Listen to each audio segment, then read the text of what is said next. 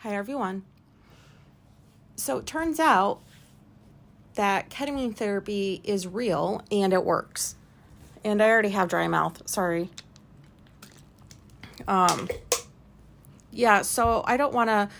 This episode is mainly about something I figured out about myself that's autistic or autism related. But I do want to talk a little bit about the experience that Alicia had in case there's anybody out there that wants to look into it themselves, maybe has something similar like near where they live that they can try.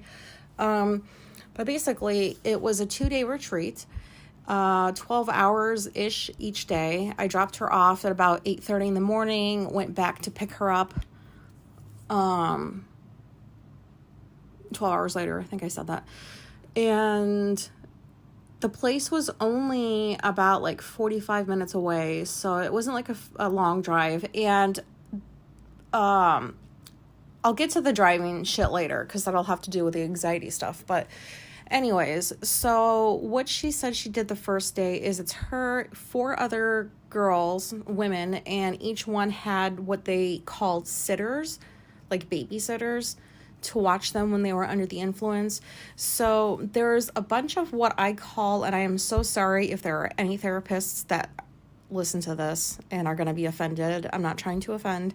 But she did what I refer to as foo-foo therapy.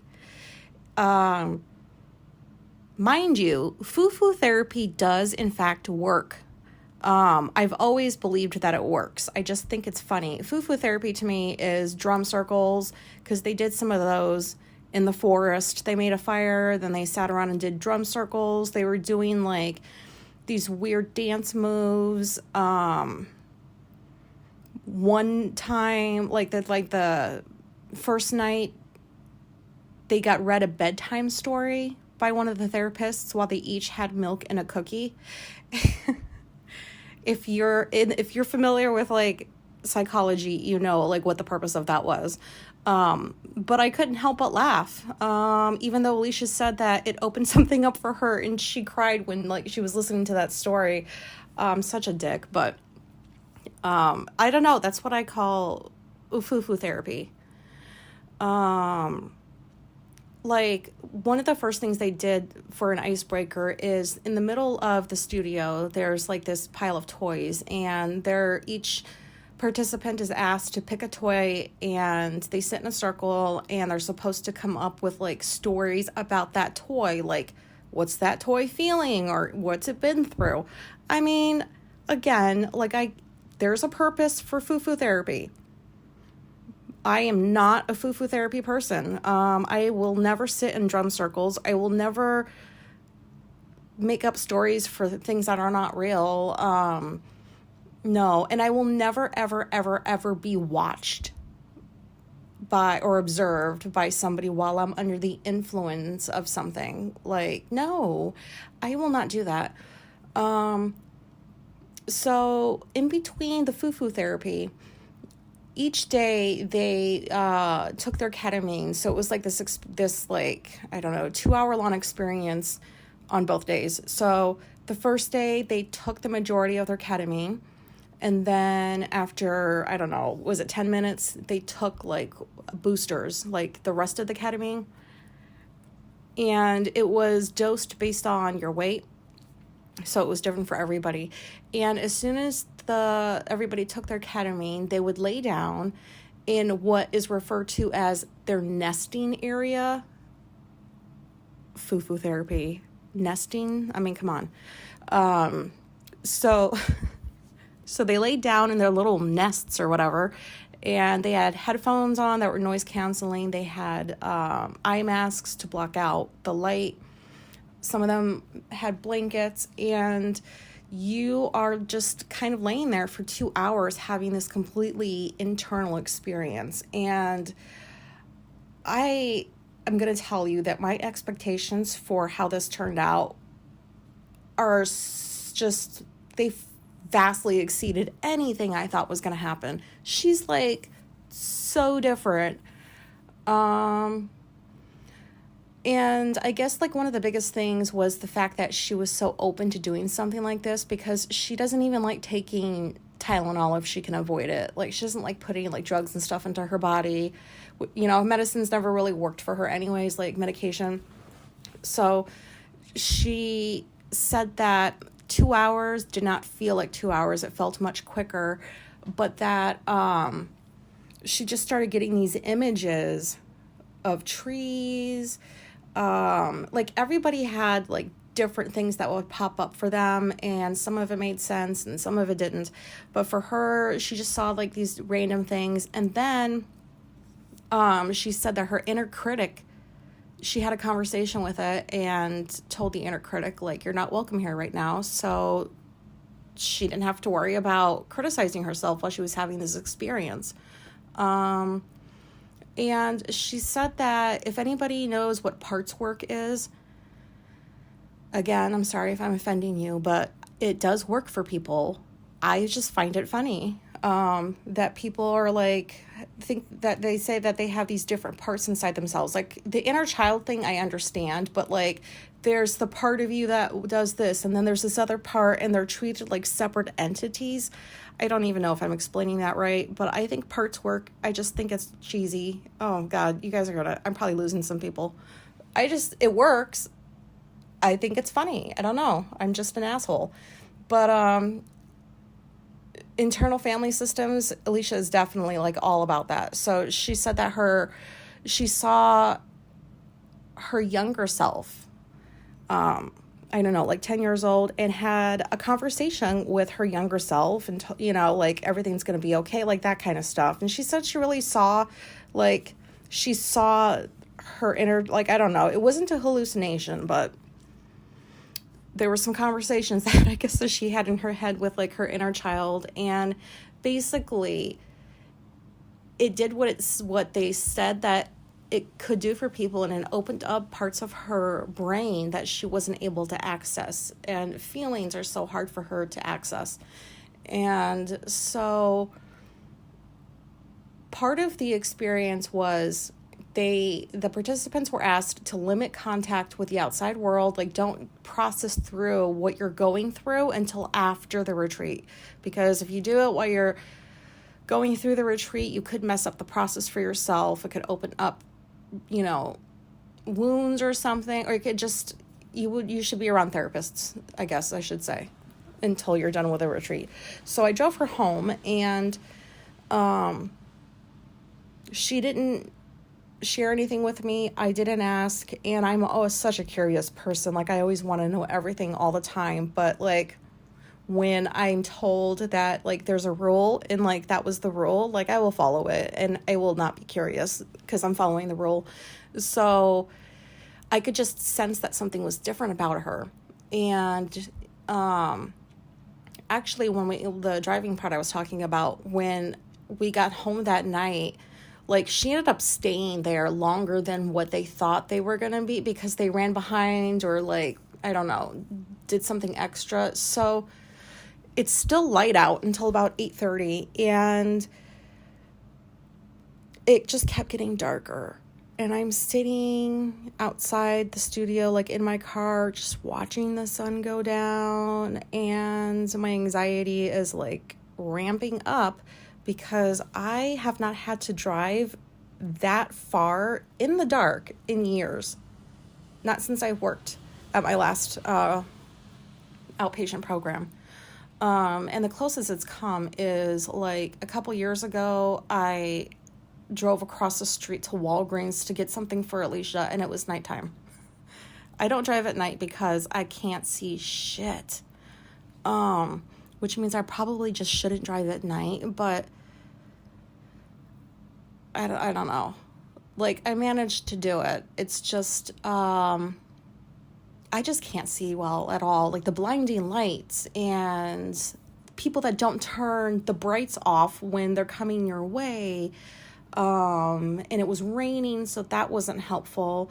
And I just kept telling myself, like, inside my head, like, you're almost there, like, just follow the Google Maps, it'll get you home, you know, drive slowly. And as soon as we pulled up into the driveway, I just started crying. Oh, I was so embarrassed. Because apparently I was that anxious about driving in the dark. And Alicia had the capacity to help me calm down even after the entire day she had with all the therapy she did and the ketamine stuff. She still had energy to like sit with me, and just this is stuff that she doesn't usually do. So I'm also trying to soak up as much information about depression as I can, because I know like I still can't imagine what it's like inside somebody's head who has depression, because I have never experienced that. I can't fathom what that must be like. When she says she doesn't have motivation to do things, I don't understand that, because I always have motivation. Just about like every day I'm doing shit. I don't stop doing shit. But anyways, that was new. And then the second day they did more foo-foo therapy. They did some art therapy, which I don't consider that foo-foo. Art therapy is okay in my books. And they did their second ketamine thing, and it was another 2-hour experience. They laid down, did the same thing, and then they had like an integration group. So they processed through like what came up for them. And basically, if that environment wasn't set up the way that it was, like if there was anything about what that retreat that was off, it wouldn't work. Like, what I mean is, I just feel like she lucked out with having good therapists that knew what they were doing, that prepared the participants very, very well for this experience, walked them through it, made it an inviting experience. Like, I don't know, like if the environment wasn't created the way that it was, it wouldn't have gone well. So I am so grateful that the retreat went well for her. It went so well, in fact, that she said that she would even do it again, because one of the participants, that was their second time doing it. So yeah, so different. Like, she's talking more to me now. She like seems to notice me more. If I make it sound like I'm married to an asshole, like in reality, I'm not. She's not an asshole. When we were having our issues, we were not nice to each other, and I totally felt like alone because she just wasn't giving me the time of day.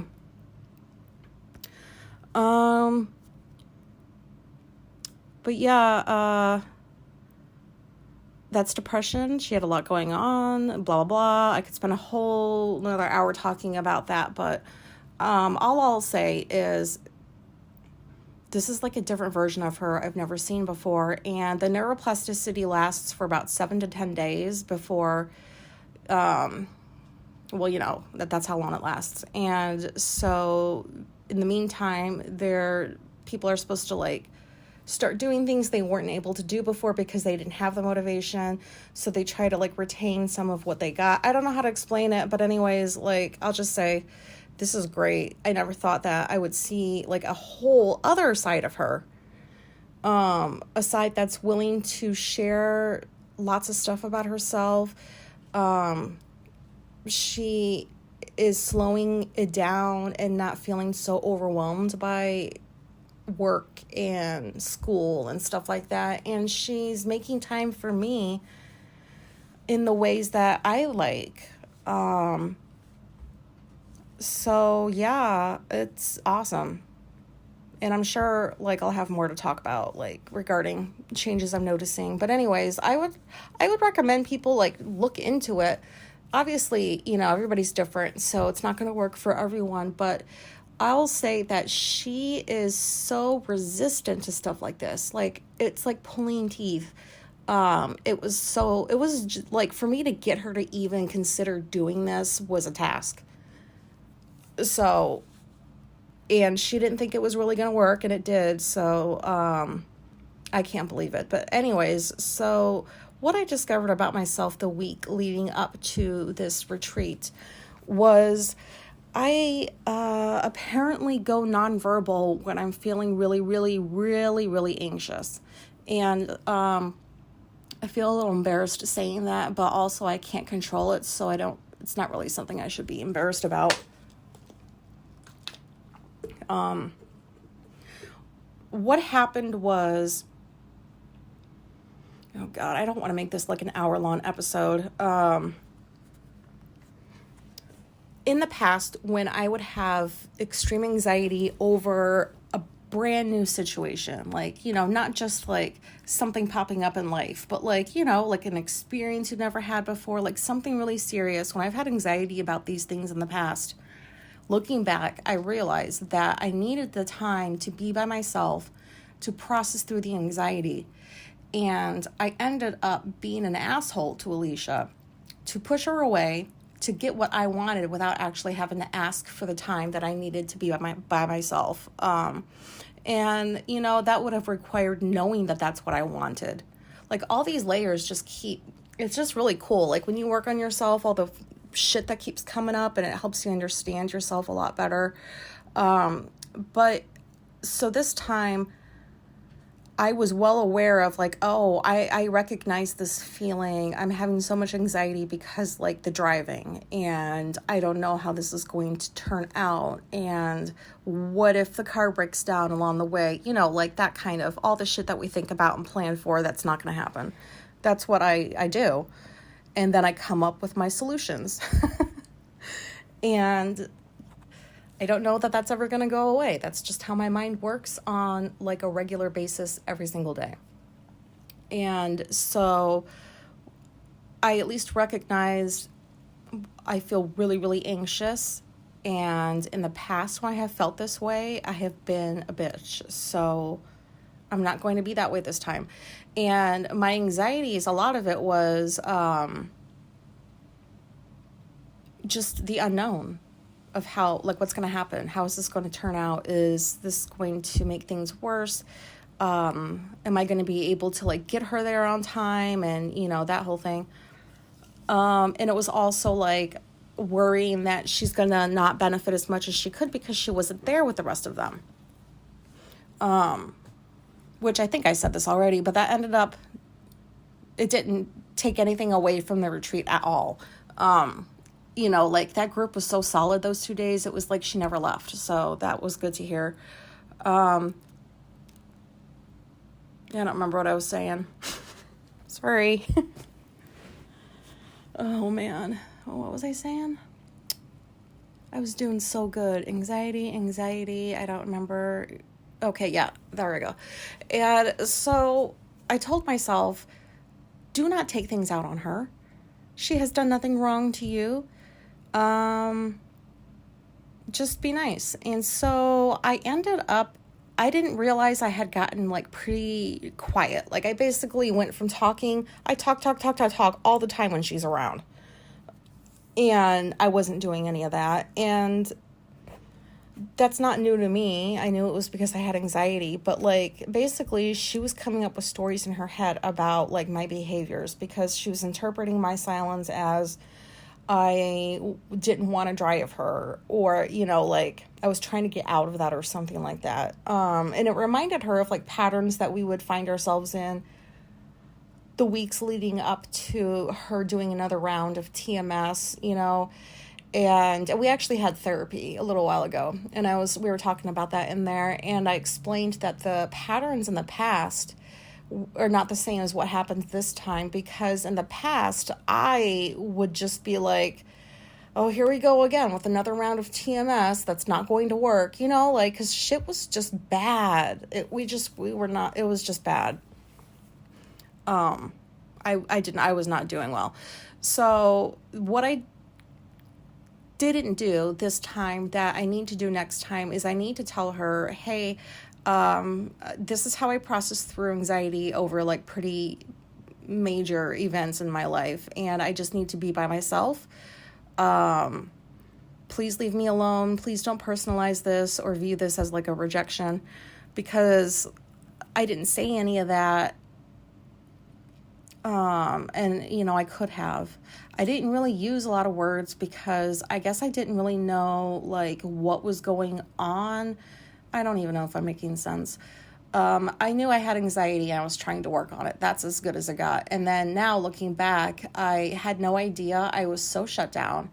I was so isolated. Like, I stayed by myself in my room, doing my usual things, processing through my thoughts and, all that good stuff.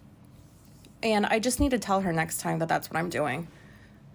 And I also need to remind her that, like, I guess I do go nonverbal when I'm feeling really anxious. And this sounds so, I don't know.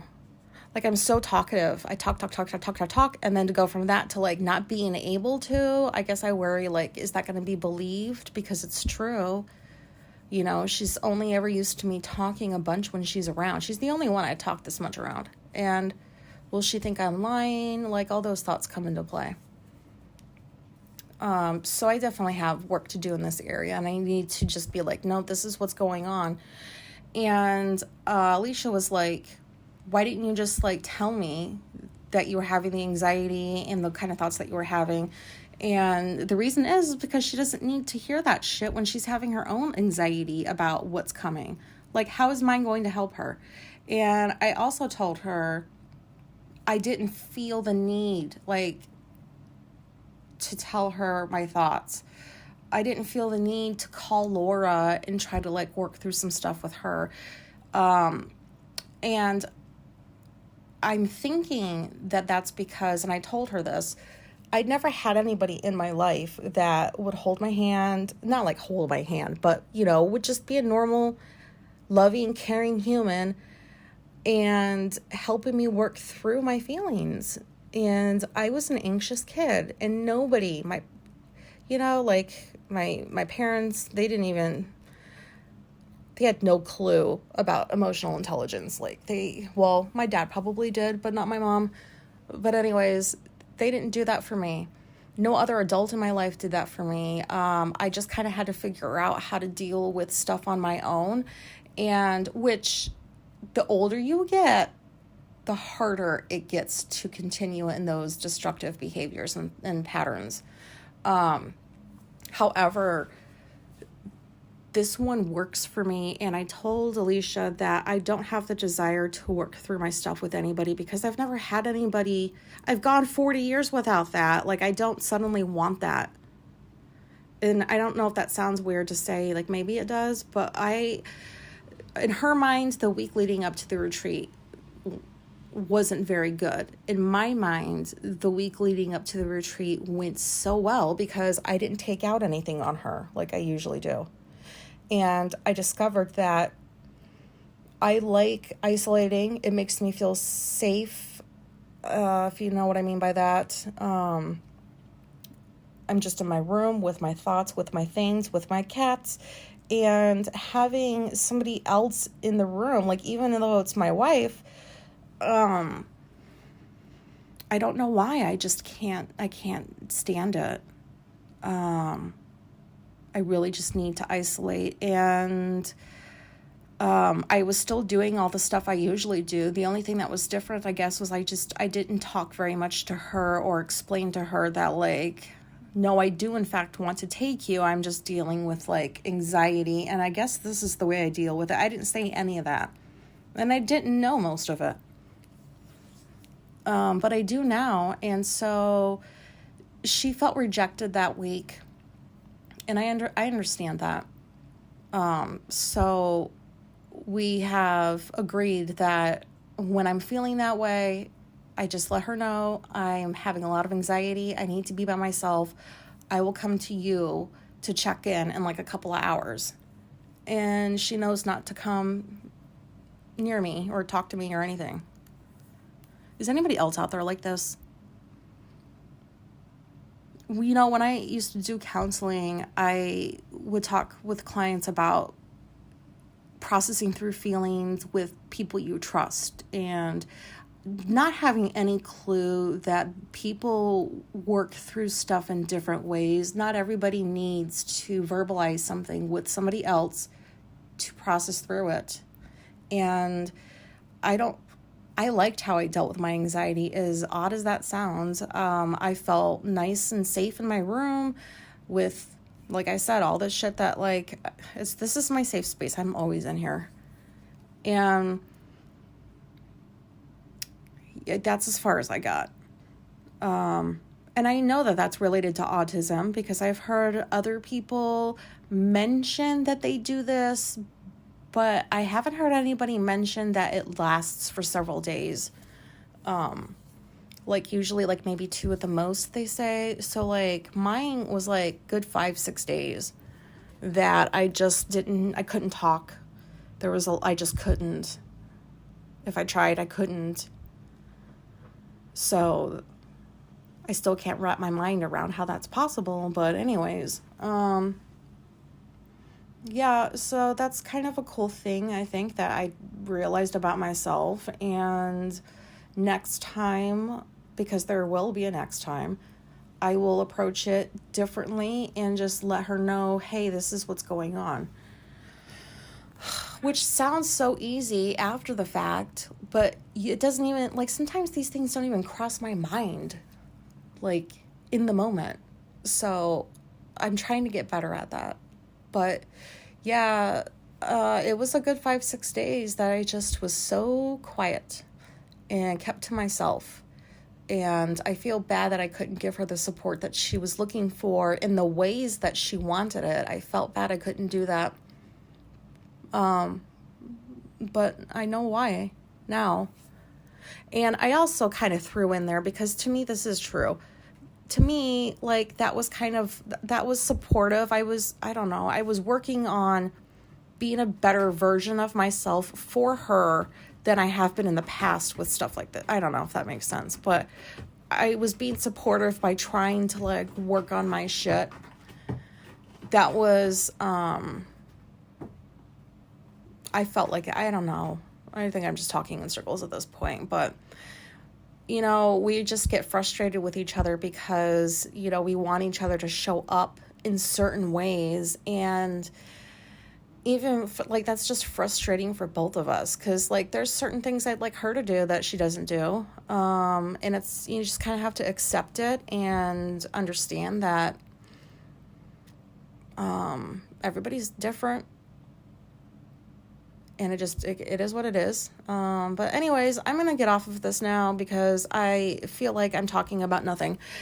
Hopefully you can relate to some of the anxiety stuff. If there's anybody out there that has done ketamine therapy or knows somebody who has, I would love to hear, like, what happened, like what the results were. Like, was there some sort of a retreat? Was it just like you went to the doctor's office, like, without the therapy piece to go with it? Do you have, like, anxiety for, like, several days and it just makes you shut down, but you can still function and everything else? You just can't talk a lot. Like, does anybody relate to this stuff? I hope so. Okay, if you're still listening, I really appreciate it. And I guess that's all I've got. Bye.